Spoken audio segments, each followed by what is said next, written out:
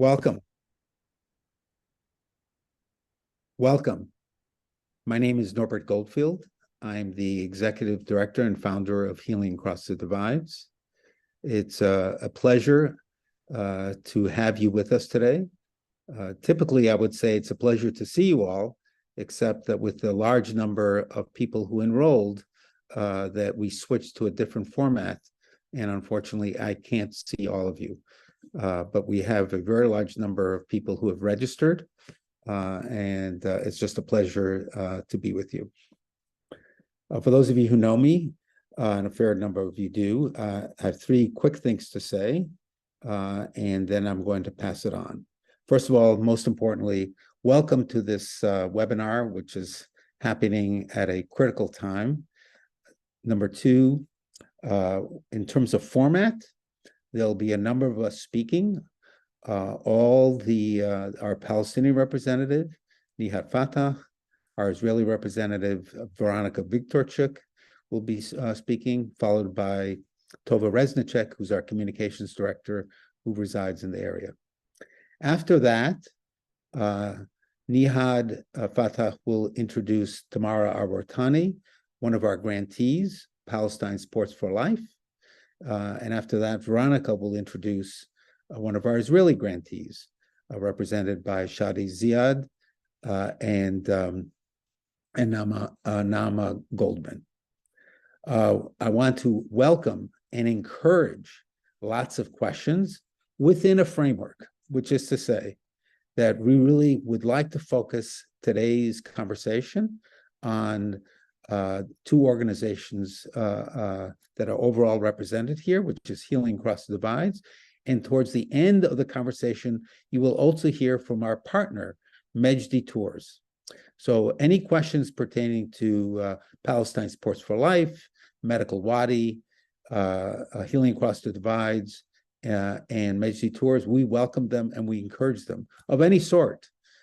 These are challenging times, and we are definitely interested in any comments or critique. But we're not interested so much at all in what any of the political leaders, whether it be Biden, Netanyahu, Hamas, other leaders should or shouldn't be doing, or we should be doing to influence them. That's not part of today's conversation. Certainly feel free to email me. You all have my email address. You feel free to email me with any thoughts on the topic, and I'll be happy to respond. So again, welcome. I've tried to outline the format. And just by way of brief introduction, especially for those of you who don't know me, I'm the founder and executive director of Healing Across the Divides. Next year will be our 20th year. Our mission has remained the same, which is to say, to measurably improve the health of marginalized Israelis and all Palestinians through community-based interventions. What does that mean? We work directly with community-based groups. We don't have boots on the ground in terms of providing services directly ourselves, but our Israeli and Palestinian representative work directly with these community-based groups in Israel and the Palestinian territories to measurably improve health. What we do is to also, with the help of Nihad and Veronica, to improve the capacity of these groups, these community groups that are just amazing, They have leaders that are unbelievable, and you'll be meeting some of these leaders today. They're the ones who are leading these groups, and our hope is to improve the effectiveness of these groups, both as groups and then within their society. Our dream, which will very possibly, especially these days, will not happen in my lifetime, that some of these leaders that you'll meet today and some of the leaders of many of the other community groups that we have funded will be tomorrow's political leaders. Because in fact, what we really hope is that Healing Across Divides in a very, very, very modest way, a small way, will contribute to peace building through health. But in the meantime, we will have measurably improved the health of over 250,000 people that we've done over the last 20 years with the help of some of the groups that you'll be hearing from today and with amazing efforts of our Israeli Palestinian representatives and our communication director, Tova Reznicek. So now what I'd like to do is, as I indicated, we're going to first hear from Nihad, Veronica, and Tova, and then Nihad and Veronica will introduce the two grantees. We will certainly respond to questions and comments. Please include lots of questions and comments. And after that, towards the end, we will hear from Mejdi Tours, our partner in our annual study tour that we've had for quite a few years now, where we have an Israeli guide and a Palestinian guide. So first, over to Nihad, and thank you so much. It's a joy to see your face, because sometimes it's, with the internet connection, it's not that great, but here I could see your face, and it's a joy to see you, Nihad. Thank you, Norbert. Yes, because usually I'm in Palestine and we have really bad internet there. But I'm now in Washington, D.C., so the internet's really good. Hi, everybody. My name is Nihad Fattah, and I am the Palestinian representative. I've been working with Healing Across the Divide since 2015, and I love the work that we do here. And just to piggyback on Norbert's comments, we work with some amazing groups on the ground who are bringing impact to marginalized groups all over the West Bank. I will talk briefly about those organizations in a bit, but I do want to just say right now, as we watch the horrors in Gaza, I do want everyone to know that the West Bank is also feeling it too. We are being attacked on a daily basis. There are mass arrests of our young men and women all over the West Bank. There have been settlers who've killed several Palestinians, all with the backing of the Israeli forces. And it's been quite a challenge. My son's school has been disrupted, and that's one of the reasons why we're in DC right now. I kind of needed to leave. It was just too much.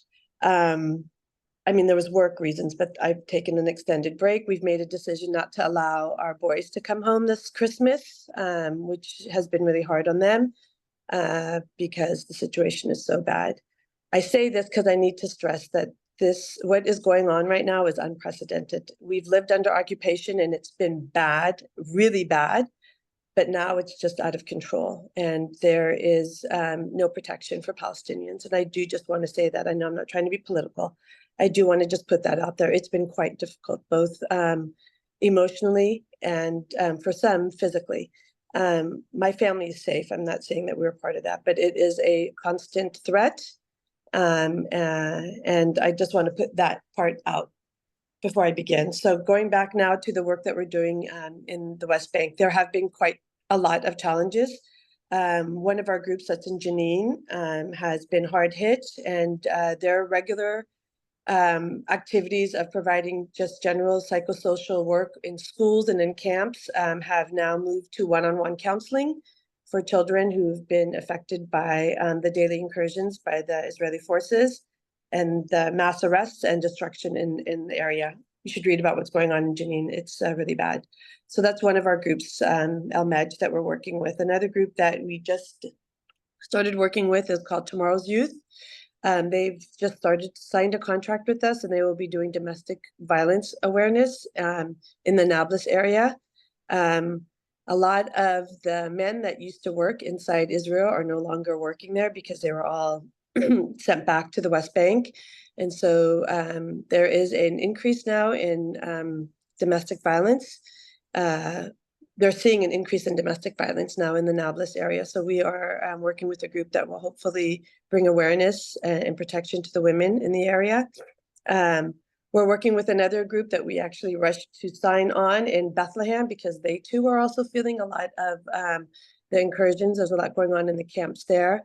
The group is called Anar, and they're doing psychosocial services or psychosocial work in the camps in the south, including Hebron, because they too are under closures. Just so everyone knows, we can't travel from villages to towns anymore. So if you're in Nablus, you're stuck in Nablus. You can't. It's very difficult to go to Bethlehem or to come to Ramallah. So these people are also encircled and are forced to stay within their governorate or that area. So Anar is another group anyways that will be doing psychosocial work, and we just provided emergency funding to Diabetes Palestine in Hebron, and they're going to be doing some psychosocial work, hopefully with Gaza. It's been a bit of a challenge with them because of the internet, but they are working to try and get, when there is internet, they are working with young people there who are diabetic and who are also seeking psychosocial services. They're also doing the same in the Hebron and West Bank area.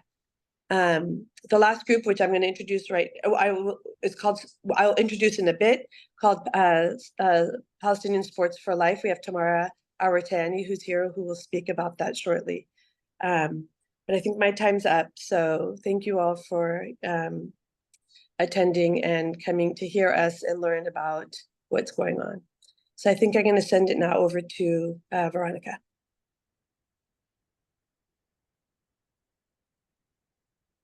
Hi, everyone. I'm happy to meet you and see you all. I've written something because I'm a bit emotional and it's been rough couple of days. I have a bit anxiety because of the ceasefire is done, so I need to have some structure. So I will be reading something. Hello, my name is Veronica Vigdorchik. I work with Healing Across the Divides for 2 years now. Sorry, I begin my 2nd year now. This period of time is very challenging. I feel that everything has been shaken. My personal sense of security has been taken away from me. I'm still shocked by the intensity of the damage that was on the 7th of October and the ripple effects of the war that is happening now. And also what Nihad has stated, it's all in my mind. I always knew that we as Israelis live with a fake sense of security, but I did not think that we would wake up to such violent reality. It was a huge slap in our face, and we need to wake up and start to make a change. When I realized the magnitude of the disaster, I said to myself, I'm simply not able to contain another war. Enough is enough. This has to be the last one. When we as a humanity will learn to live in peace, love and acceptance with each other, every day I wish it would end. I hope that we all get out of this without a little trauma as possible. During this time, in my work in HATD, I work on the ground with Israeli organizations on their projects to make them sustainable and to broaden the scope of their activity. In the end, I will explain on which organization I work with. And during this time, we help with the emergency activity that all the organizations are doing now on the ground. We have open emergency fund and we given funds to all the organizations in Israel and Palestine. Also, I work as a facilitator and emotional therapist today. I take this platform to produce personal and collective healing. I guide 2 Arab-Jewish dialogue groups who volunteer in their joint gap year. I also guide groups of young adults and on their emotional resilience and create positive reality. All this shows me that peace is here between us, among Healing Across the Divides team and the young adults that I guide. If there's peace among us, it can be between Israelis and Palestinians. Every day in my meditation and in my work, I send love and peace to all people. This is what keeps me sane and with faith that peace is coming. And the organization that we are working here in Israel, one of them is Ladat. It's based in Jerusalem. We are funding their Arabic department in East Jerusalem for reproductive rights and healthy sexuality. We also now signing a contract with the refugee center in the Negev. There are a lot of African asylum seekers that live in the South area, and the organization helps them to work on their mental and physical health. We also signed a new contract with El Bakur. It's also organizations that works in the Negev with the Bedouin community, mostly in the unrecognized villages on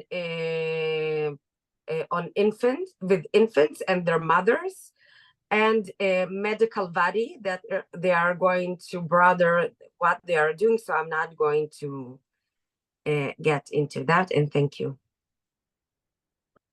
Veronica, would you like to introduce Shadi and Nama? I'm sorry. Tova. I apologize. Tova, please speak now. Sorry, my apologies. Oh, no, not a problem. Thank you so much, Veronica and Nihad. So my name is Tova Resnicek. I have been working with Healing Across the Divides on a part-time basis for many years now. And in one capacity or another, in the attempts to support health initiatives for Palestinians, both within Israel, with Israeli citizenship, and in Gaza and the West Bank. I'm an American Israeli, and I'm living for the past few years in Tel Aviv. So I'm less directly connected to the organizations on the ground, but I will, would like to share with you really just how proud I am to be on this call with this specific group of people. And like Norbert said, we can't see who the attendees are, but if you're attending, that's already very important.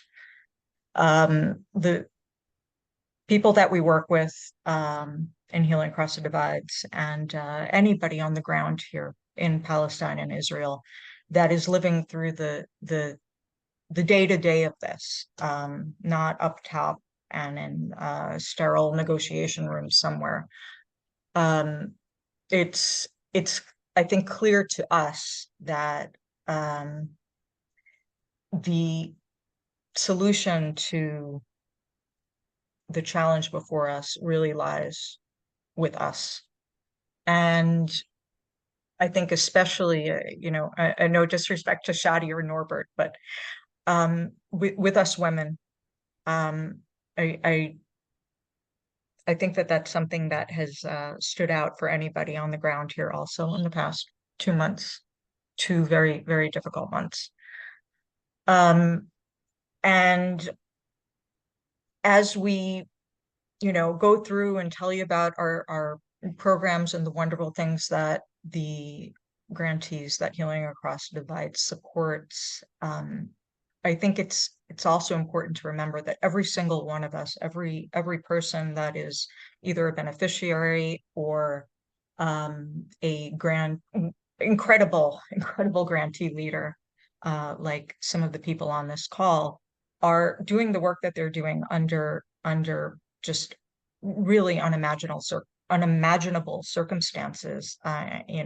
Certainly I, who my situation can't be compared to anything in the Gaza Strip, but we're all jittery and scared and concerned and want to live a normal life, and know that at least for myself, I can speak, is contingent upon my neighbors all around me living a normal life. And that's one of the reasons that I'm so proud to be part of this group. And with all that we have all endured in the past 2 months, all of us have colleagues and friends who are either injured or missing physically, certainly psychologically. We'll see where the cards fall, and we're praying that will come out of this stronger. We know that we will ultimately, but it is so very important that everybody in this room and outside understands that the change that we all envision. I'm actually glad, Norbert, that you said that we shouldn't be, talking about politicians and Netanyahu and Biden, et cetera, because ultimately the change is with us. And we really, really need help to continue the work that we are doing on the ground to make life here, to make our communities stronger and healthier. That knowing that we're not going anywhere and we want change, we don't want to live this way. And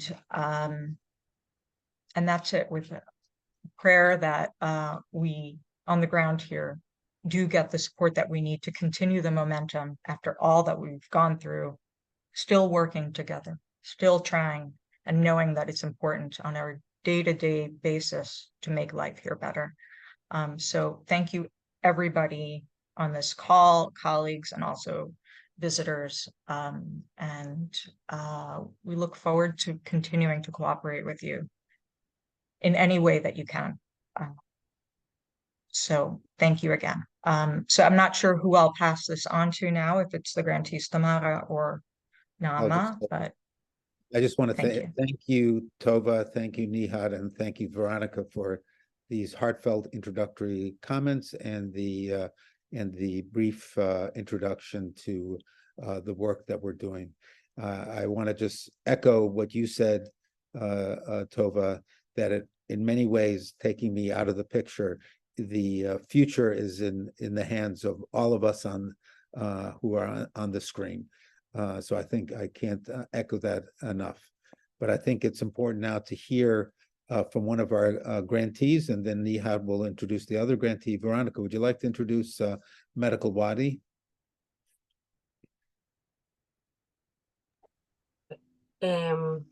Medical Wadi is an organization that we are starting to work with on the second year. They are based in Wadi Ara. It's the southern north of the area. It's also shared area. There are Arab villages and Jewish villages. So, and they are doing work through medical scope to broaden the shared society. And I will pass on to Shadi. He is the CEO of the organization, and then to Naama. She is the manager of the project that we are funding. So, Shadi, go ahead. Thank you. Thank you, Veronica. Thank you, Norbert. Thank you, HATD, for this opportunity. Me and Naama from Medical Wadi. It's a grassroots organization from Wadi Ara. We are in the north center of Israel. Me, I'm a Palestinian who live in Israel. There's still 21% of Israeli citizens are Palestinian. I'm the CEO for the last 2 years of Medical Wadi. It's a grassroots organization. Our vision, we are pioneers, that our vision to build Arab and Palestinian Arabs and Jewish organization that can work together, meet together, know each other, know about each other more, and fear less. When you know your neighbors, you have less fear. So that's our vision. It's our second organization. The first, our first organization started with the education. We have a multicultural school, Palestinian Israeli in Kfar Kara. The first one is in an Arab village. It's not that Arab go or Palestinian go to take services in the Jewish part. They come to study in a Palestinian village in Kfar Kara. And our second organization that we are starting grassroots is in the medical field. We know that the Palestinian minority in Israel are more sick. They don't take the part of a budget that they should have. So they feel because of tents and because of less budgets, so they are more sick. And also the peripheria, Jewish peripheria, take less budgets from the center. That's the vision of Medical Wadi, and we are doing a lot of programs. Naama, she managed the programs. She will talk about them. But Medical Wadi, we are in 2.5 years working, and this 2 months is really it was shocking for us to the shared society now, to say shared society in this period of time in the world, and with all the injuries and bombs. It's look like optimistic things to say, but after 2-3 weeks that we couldn't talk about shared society, we take our future again in our hand, and we say now is more important to see that Palestinian and Jewish can live together and can work together. We're not talking, as you said, no, but we're not talking politics. We're talking human to human, mother to mother, children to children. So we are trying to say that we can be in part of life, not enemies, and not afraid one of the others.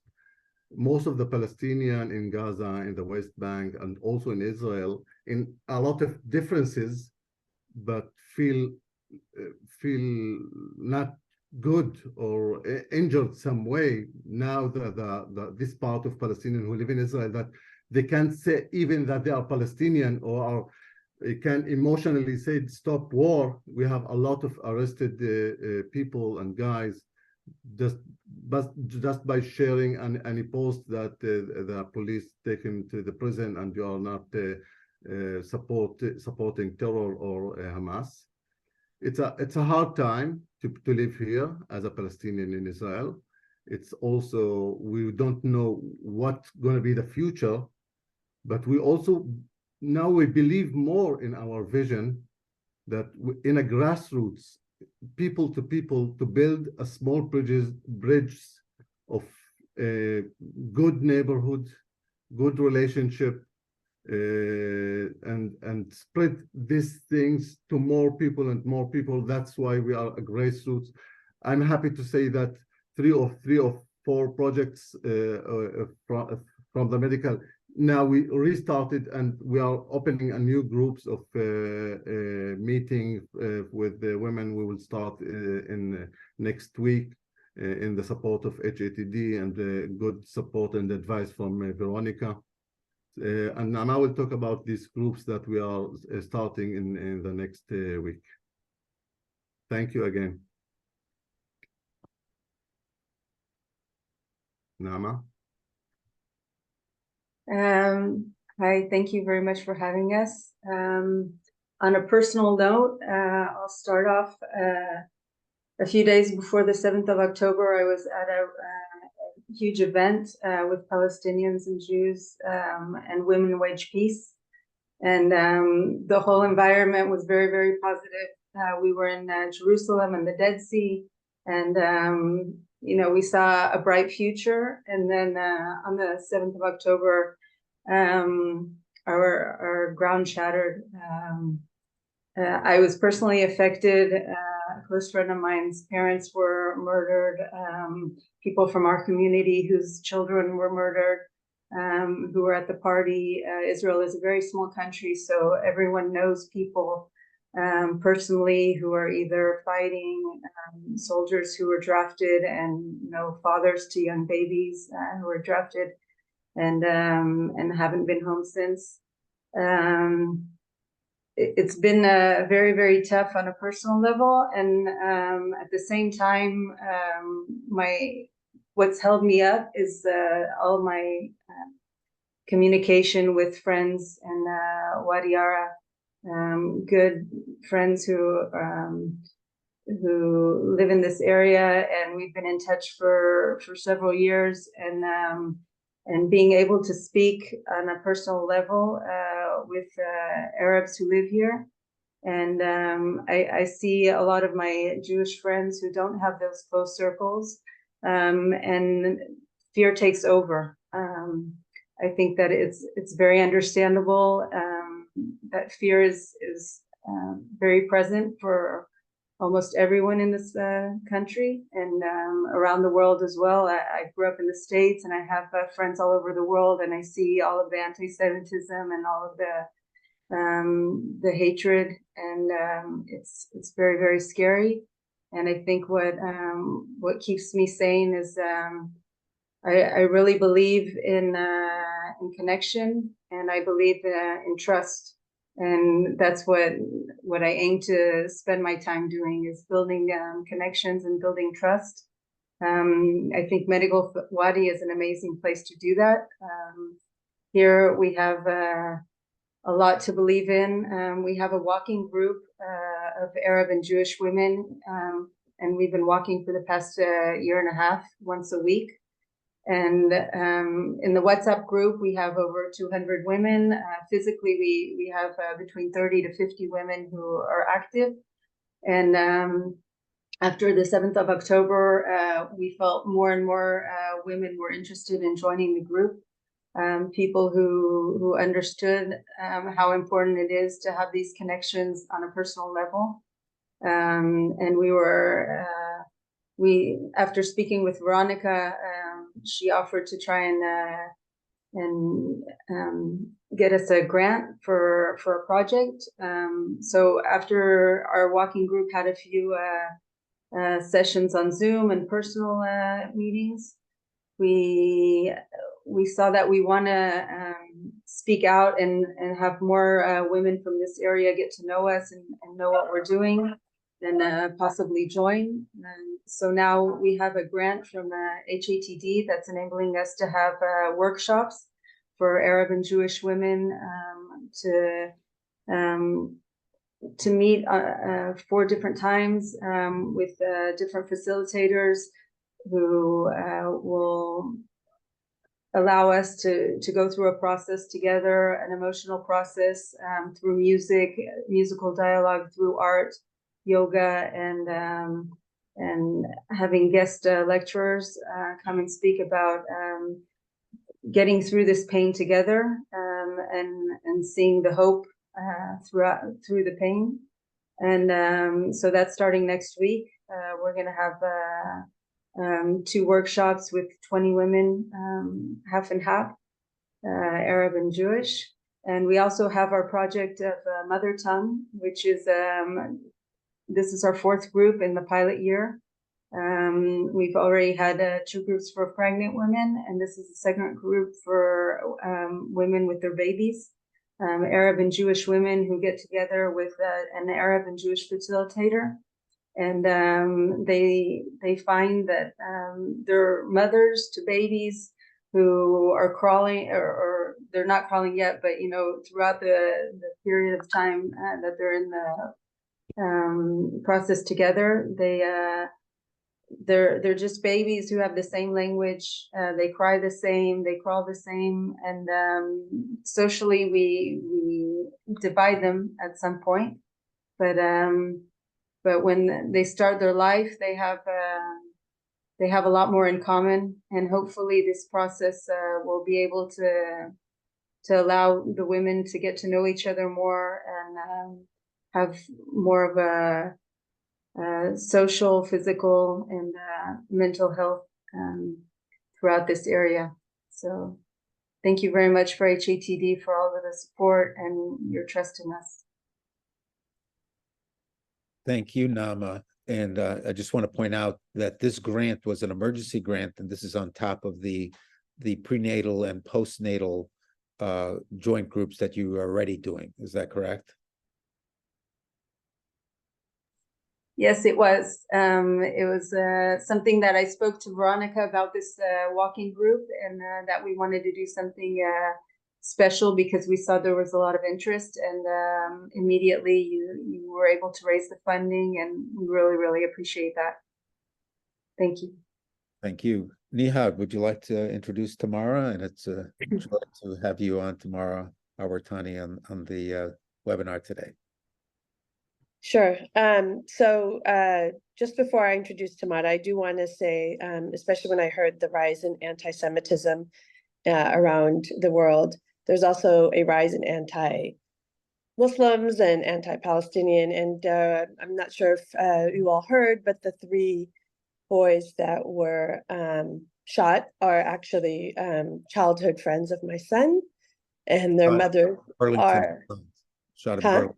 Shot at in Burlington. Burlington. Sorry, yeah, and sure, the 2 American Palestinians, and 1 other Palestinian, all went to school with my boys, and their mothers are my sisters in Palestine. And so I want to mention that now because Tamara Awatani, who is the who is running the Palestinian Sports for Life, is actually cousins to Hisham, one of the boys that was that is shot and still in the hospital. He's now stable, but was in critical condition. So I just want to throw that out there too, because that is something that we're also dealing with outside of the ongoing invasions in Gaza and what's happening in the West Bank. We are now also dealing with our Palestinians being discriminated against and targeted in the United States. So having said that, I do want to introduce Tamara Awatani, who is implementing the Palestinian Sports for Life program, and she will talk about the work that she's doing. And she also received emergency funds to provide psychosocial services to different individuals in the camps that she's working at. So Tamara, please go ahead. Thank you, Nihad. Good evening, everyone, and good morning to everyone. Thank you very much for having us today. I think it is really important to hear out from everyone who's living here. I think we all share the same values and the same challenges and the same fears and all this mixed feelings. And I think we're all also, every one of us is getting messages, how are you doing? Are you okay? And you really don't know how to answer that question. You feel really shaken, and it's a lot what is really going on. But yeah, being in a community that supports each other, we in families and surrounding networks, we hold each other tight, and we respect the human values, and we all share the human values and think about that, and that's what really holds us together. I'm going to share with you a bit of the context where we are working in and what we are doing, and yeah, share really what is really going on on the ground, not just now, but for all the years that have passed as well. Can you see my screen? Yeah, perfect. Yeah. So basically, we started this program. This is our 2nd year in My Lifestyle, My Health, that is funded by Healing Across the Divides. And we partnered with each other and also in the design in terms of the M&E collection. But I have also now added to it my well-being, because this is a really important aspect for everyone in the past 2 months. That is even more than any time that has passed. I will give you a short introduction and a bit of a context of where we are working and what are we doing. So Palestine Sports for Life organization is founded since 2010. I'm one of the co-founders and also managing it since then. It's a leading Palestinian non-profit sports for development organization, and we respond to the developmental needs in the different Palestinian communities, and mostly the vulnerable ones, which is across the West Bank, Gaza, East Jerusalem. And we also design all our programs according to the SDGs.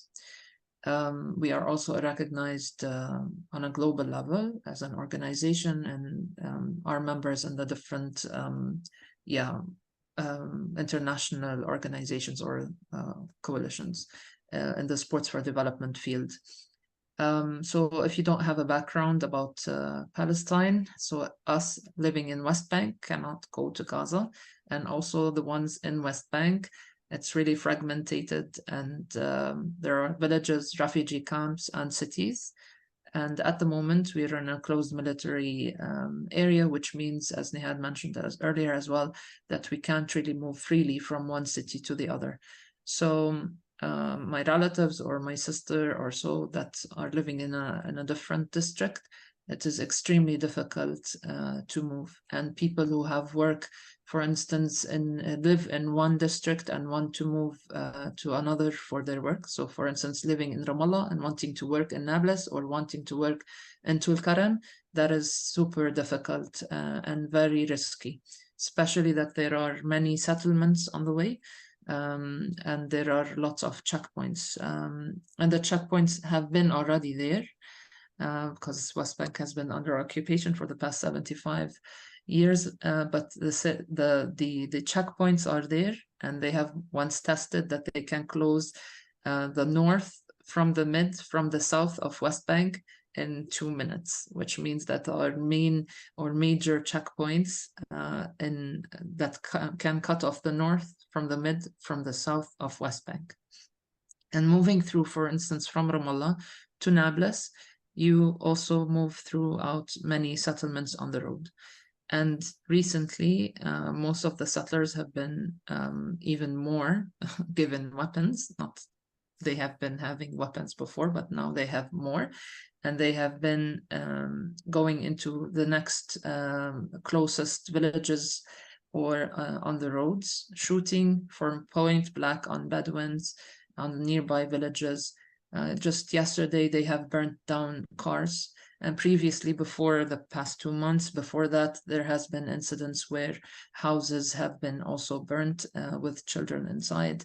For instance, the Dawabshe family. There are many incidents that are happening throughout the West Bank, and the kids and everyone actually is living in fear constantly, especially if you are close by a settlement. This is a bit of a context in terms of West Bank because there's not much of a highlight. There has been also 3,000 arrests since the past 2 months. So there are daily raids, hundreds of each district, of each village are being arrested every single night. We are also, like, every morning we wake up, we look if we really need to check the roads, if the IDF is in the city, if we can go and take our kids to school or not. And this is like our daily routine now. In the morning, we check the local news, check our neighbors, check everyone. Is the road safe? Can we go and take our kids to school? And because of this continuous way at the moment, the ministry asked, like the Ministry of Education asked each district to decide if they will be holding school or not. So some of the districts decided to go into online schooling because it's been really risky to ask for the children to come. So there was one incident a few days ago, or actually a few weeks ago, where kids in the school in Bethlehem, the IDF was in one of the streets in Bethlehem, and which is called the Street of Schools, and 6 schools were in that street, and they were not able to leave school by the time school finished, and they had to stay inside the schools until 7 p.m. until they finished their work, their attack on Bethlehem, basically. So you can imagine nurseries, children in those schools who were very scared and were not able to go home when it was home time. The parents were really scared, not being able to go and get their children from those nurseries. There was gas thrown next to the schools and so on. And this is just one tiny example of many examples that we are facing every day, and not just from the past 2 months, but really since the whole time in the occupation. But to give you a bit of some good things that we are doing, we have learned to have hope, and we have learned to look for a brighter future, and we have learned to keep learning, keep educating our children, and see how we can make a change with education. So, for instance, we are working in Kalandia refugee camp and Arub refugee camp that we have worked in last year. We have reached over 400 students and 50 mothers, where we have worked with mothers and girls on their health. And with that, we did purposeful play, meaning that through games, we taught them how about nutrition, about healthy aspects on how they can change their habits. So for instance, we had 20% at start of the program that did not that did have breakfast, and 80% that did not have breakfast, as one of the things that have changed throughout the program. And by the end of the program, almost 100% have are having breakfast. So this is one of the habits that has changed within those two programs, or like those two schools. And of course, when we're working with girls and working with mothers, then we're changing the whole household habits. We have also introduced the importance of sports, and we have one case of one mother that has lost over 40 kilograms, and that was just one story. This is through the continuous nutrition aspects, but also then giving it through sports that has changed. We are also doing it now for the second year in two different schools, in Amari Refugee Camp and Balata Refugee Camp.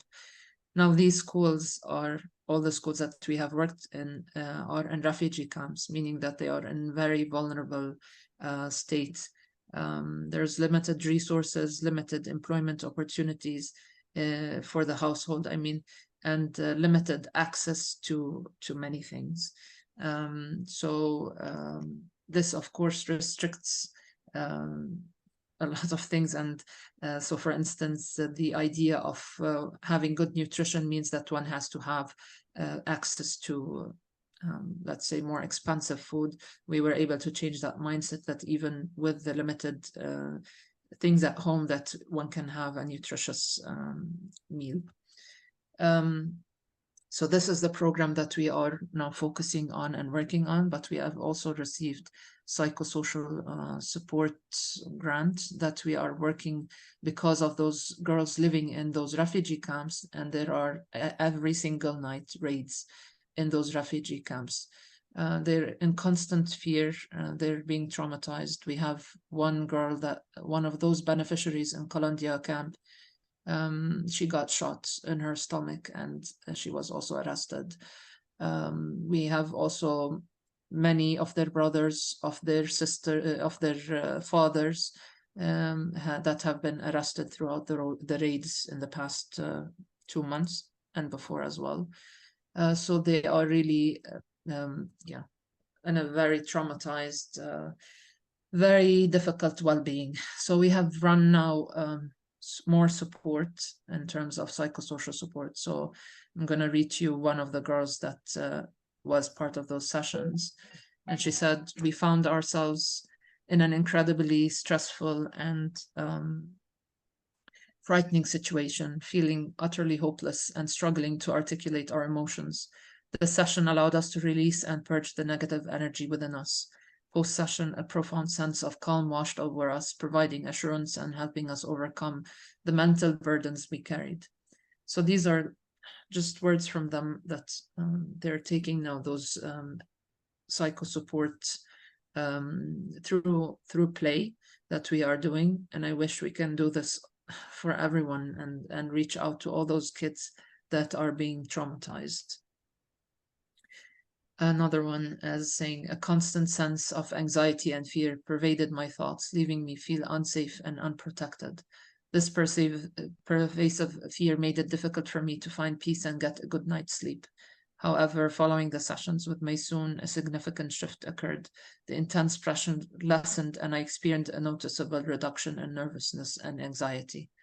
This is just a glimpse on how the kids are feeling, how the children are feeling. We are also doing psychosocial support in refuge centers in Gaza. In Gaza, 1,780,000 people are displaced. They are left their houses and they went into schools as refuge centers. There are overcrowded schools, Of course, there's no space in the classrooms to host everyone to live there. And imagine yourself having to pick up everything and leave your home with absolutely nothing. And also imagine the daily life that they are struggling in, because our team is working with them now on daily basis, and we hear all the challenges and the fear, the trauma, even like just the daily life, no food, no water, no, we're talking about health-wise, no hygiene.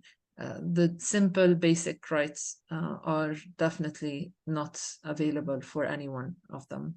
There are 50,000 pregnant women that are about to give birth. There's no, they're giving birth, even C-section, without any anesthetic. There are limbs that have been cut off without any anesthetic. There are so many things that are happening that shouldn't happen to any human being. No one should ever go through this. Not a single human being on everywhere in the world. But even with all of this going on, we are trying to find just giving those few hours for the children, for them to feel that they are children, to be children, to live, to laugh, to play, to get them out of that tragedy that they are living in, that is happening in 2023. And who could even think this would happen? So even when we are giving those activities, and we are talking about, thousands and thousands in those schools, because each school has at least 1,000 children in there, if not more. And while we were doing our activities, this has happened, just a small glimpse. This is what you could see while we were doing our activities.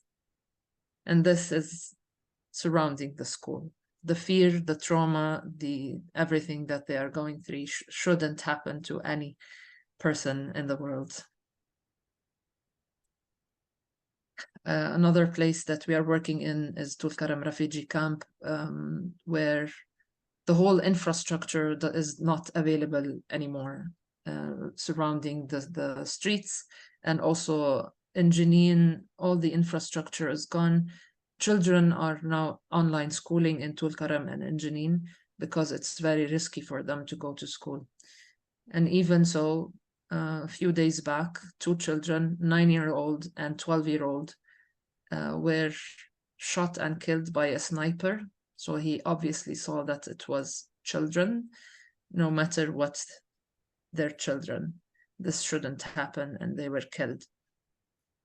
The activities allowed us to unload the difficulties of life and the pressure we face in our current days. It has created hope and confidence for us.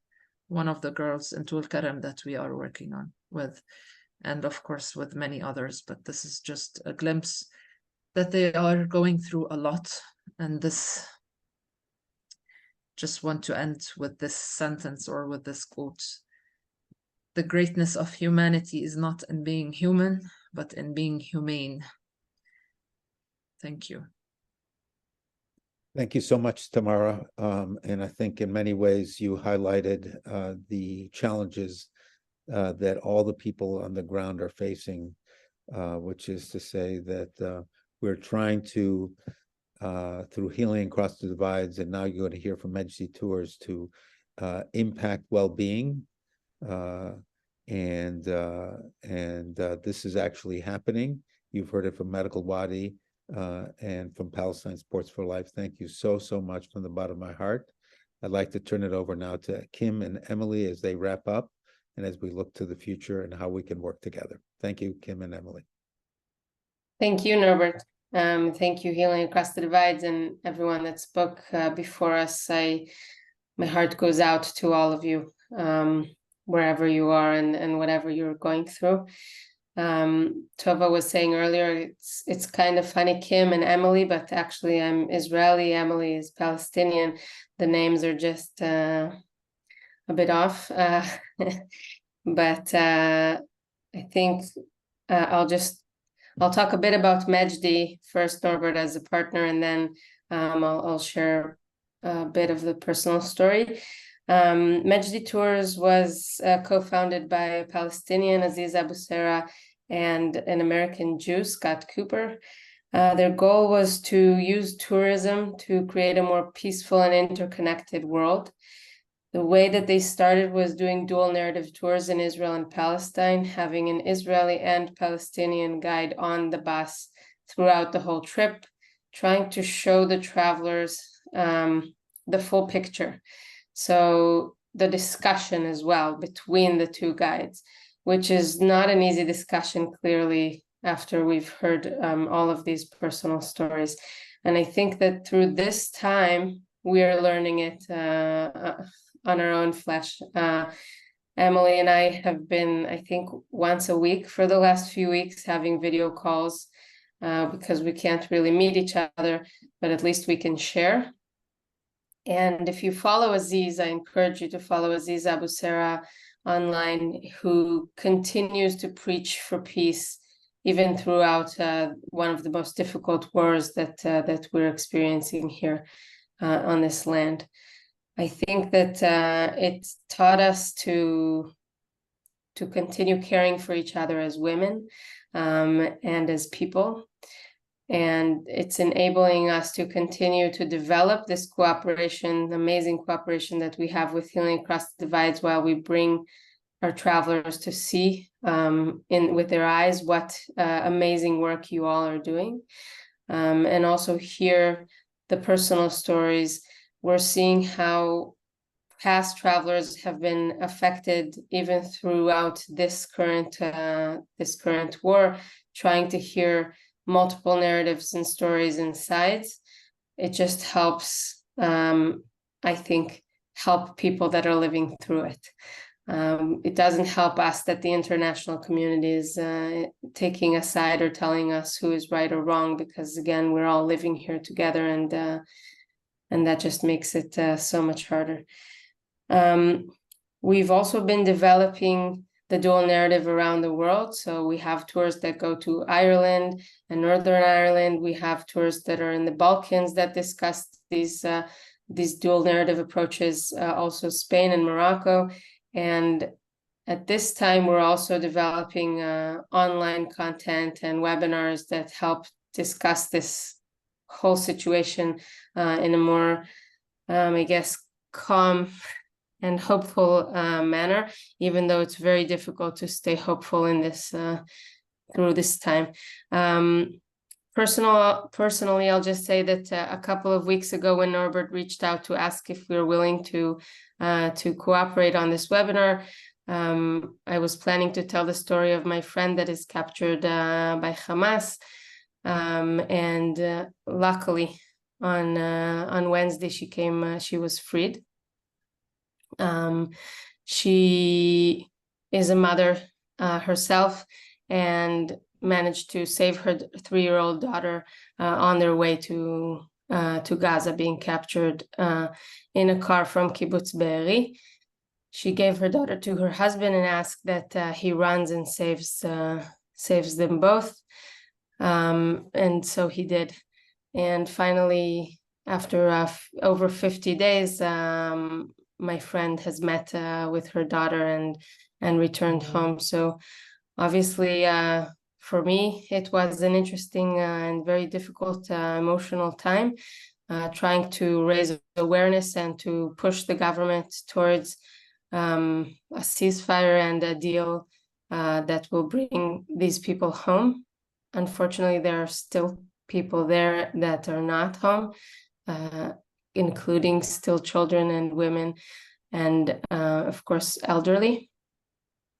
So it was happy to have her back, and it was sad to see that the ceasefire was then ended the next day, and know that more people will continue to be hurt within this conflict. I'm going to hand it to my dear friend Emily, who will also talk about our nonprofit and the work that we've been doing throughout this time. Thanks again for having us. Thank you, Thank you, Kim. Kim. Hello, everyone, and thank you for all who shared. It has been a heartwarming and breaking at the same time to hear all these stories. But the fact that we are all here and still able to work together, I see it as the glimpse of hope. I'm originally from Bethlehem, currently talking to you from Jerusalem. I've been the tour guide on the Healing Across the Divides past tour to Israel and Palestine, along with my colleague Yael. I myself is a Christian Palestinian, and I was honored to meet Healing Across the Divides people and also the grantees, which a lot of them I just learned about. And the projects they carry are very interesting. It has been difficult to hold on the Mejdi community. We did have some people who dropped off because being in a dual narrative and hearing the other side that you don't necessarily agree with is not easy. So we have people who said, just, I don't want to be there. And we totally understand that. But we also have people who said, how can we be there? And for that, we have the sister organization of Mejdi Tours, which is Interact. It also founded by Aziz Abusara and Scott Cooper. And it's more for relief and humanitarian aid that I will share its link in the chat if you would like to know more about it. But together as a team, we were able to develop some projects that will keep up our community working, as tourism is one of the things that a lot of people depend on, whether they are guides or drivers or homestays or just employed in hotels. It's a big community, and tourism is a big thing here, whether in Israel or Palestine. And due to the situation, everyone has lost their jobs. So through Interact, we are trying to fundraise and support them by engaging them also in the community. I want to share my screen to show you one of the flyers that we made that also has the it has the activities. Yeah, here you can see my screen. So the same, the first is we suggested a webinar to having the dual narrative. I just zoom in a little bit, I think. Yes. Yeah, so here is the first one. And it's about, we Mejdi have done this also through COVID, is about having a dual narrative tour online.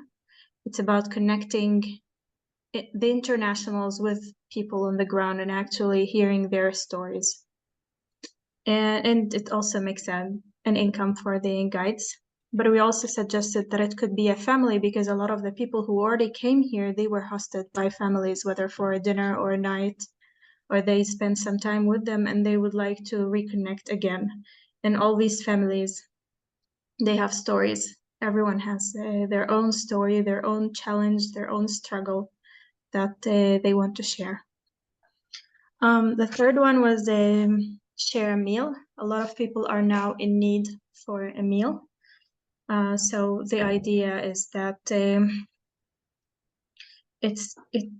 you can buy a meal we can cook together, but in the same time, we know that this donation is going to provide a meal for a family that actually need it. The fourth one was a storytelling. Unfortunately, we're not able to help people in Gaza right now. We're not able to reach children. So, but we're able to reach people in Israel and in the West Bank.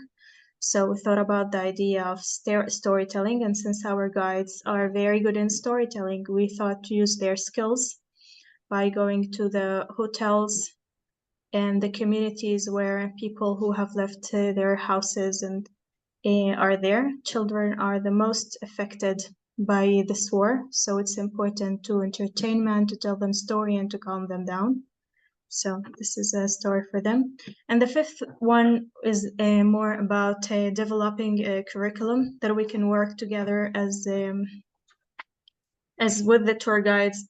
It's more, I can say, university oriented, that it could be university teaching a specific class that they would invite the guides to speak about specific topics, as each guide has a different background and different education that allows them to be experts on specific topics. This is what we do right now in Interact, and I think this is what is keeping us alive in here. And I repeat what Kim said, is we're not looking, and we don't want people to be in the international taking sides, because we are the one living here, and we are the ones being affected by everything that the internationals are calling for. Thank you. I will share the link in the chat. I give it back to Norbert. Do you Thank want to, Emily, just talk a little bit about the tours that you had with Healing Across the Divides, because we'll offer additional tours in the future. Yes. So I happen to be also operating with Majdi Tours, guiding, but also operating the tour, and I did operate the tour of Healing Across the Divides. And the tour is mainly about meeting the grantees, so people get to know them in person and get to know what they are doing. So meeting all the beautiful faces that you can see with us today in the screen, and also meeting even some of the participants in these organizations. And in the same time, it's an educational tour of what is the reality in here, and hearing the different voices, whether in Israel or in Palestine, in the north, in the south, I could say every narrative that you could think of would be presented in the tour, whether it's either through a speaker or an organization, or it would be through us, the guides. As it's true that I'm Christian Palestinian, I do tell about my narrative. Yael she is Israeli Jewish, but we are also able to tell about other narratives that exist in our own communities. So it's not one narrative for each. Yeah. Thank you so much, Emily and Kim. Do you want to have any final words, Kim? And then I'll just say a closing goodbye. This is a very unusual webinar for those of you who know me. That is to say, we've extended beyond the allotted time because of the incredibly important and heartfelt information that was being passed on. So I want to, first of all, thank everybody who spoke. It's extremely moving, and in fact, also documenting at the same time the important work that Healing Across the Divides is doing and continues to do. Do you have any final words, Kim? And then I'll just wrap it up. No, just thank you so much for having us. Thanks again. So as we wrap up, I just wanted to say, you've heard the amazing work that Medical Wadi and Palestine Sports for Life are doing under extremely difficult circumstances. This is our time of our annual campaign, and certainly would appreciate your thinking about Healing Across Divides as you make your annual donations. Certainly, in addition, anybody who has any questions of any sort, political or non-political, this was in many ways a political conversation, but a political human conversation. Definitely would appreciate your sending me any comments or questions, and I will do my best to either answer them myself or find the best person to answer them. There were an incredibly large amount of people who are on the webinar today, the most we've ever had in a webinar. Please definitely stay in touch. And you can go to the website for Healing Across the Divides, www.healingdivides.org, in terms of your annual giving. And thank you very much, and hope to see all of you in more peaceful times. This is the end of the recording.